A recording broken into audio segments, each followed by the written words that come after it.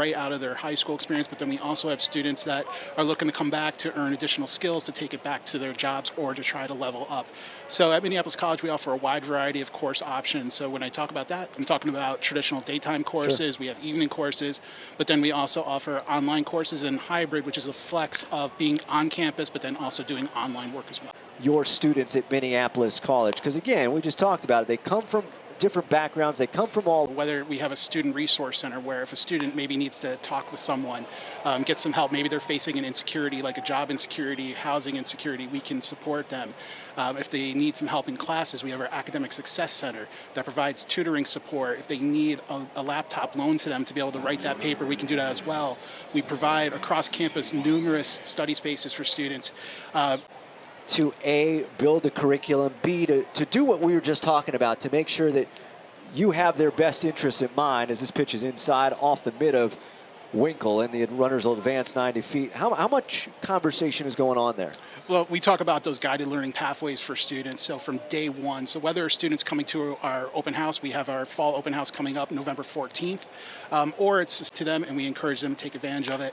It's a really, really great opportunity for these prospective students. Bay grounds 1 to second. This will get a run home, ties the ball game. Martin over at first, Saints down 3-1. We're in the bottom of the third. And this one taps slowly to the left side, charging Cheng. Fields, throws, and gets his man. Nice play. Over there at short. That is not an easy play. And Cheng charging, fielding, and throwing out a speedy runner for out number 2. Yeah, this was going to be a tough play the whole way. Off the bat, I wasn't sure they were going to get him, but Cheng made a heck of a play and got him by a half step. So 1 on, 2 outs. And here's the 2024 season for the Saints. Final series of the season, and the first pitch to Cheng is upstairs for ball 1. Tsung-Che Cheng making his first AAA start tonight. He got in the game last night as a pinch runner. 1-0 inside now, 2-0. Now he appeared in 126 games for AA Altoona this year. Hit .218, OPS of .661, 11 homers, 54 driven in.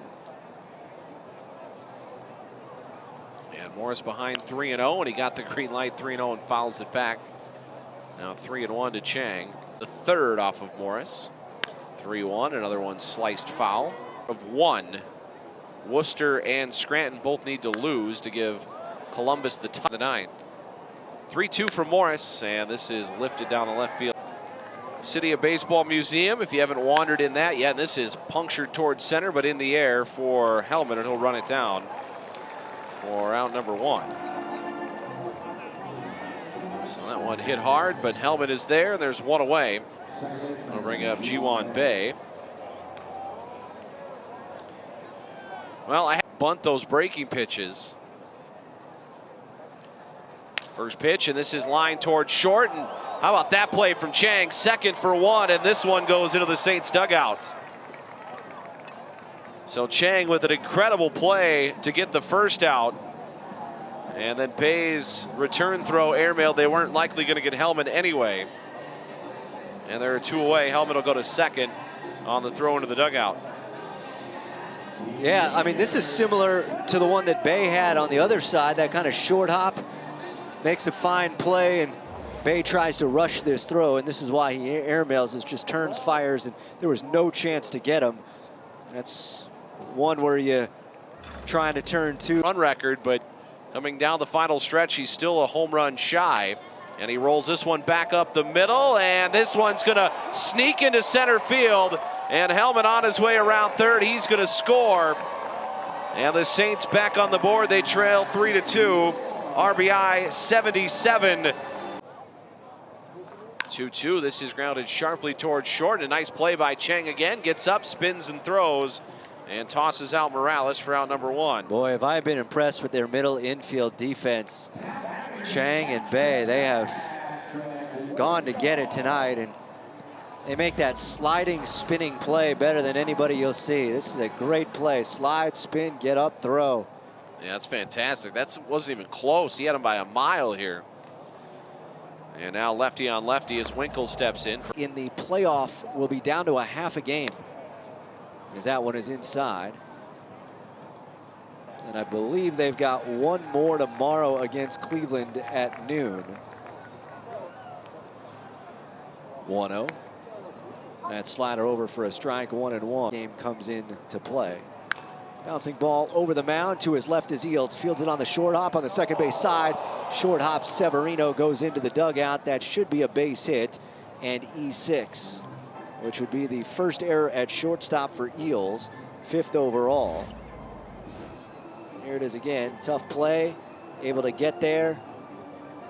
And then just bounces that throw.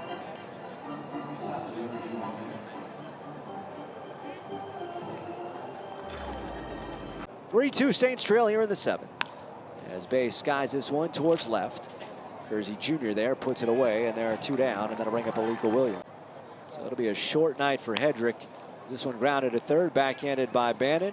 Goes across, short hops it, and Severino can't pick it. Bannon has had a lot of trouble making throws of late.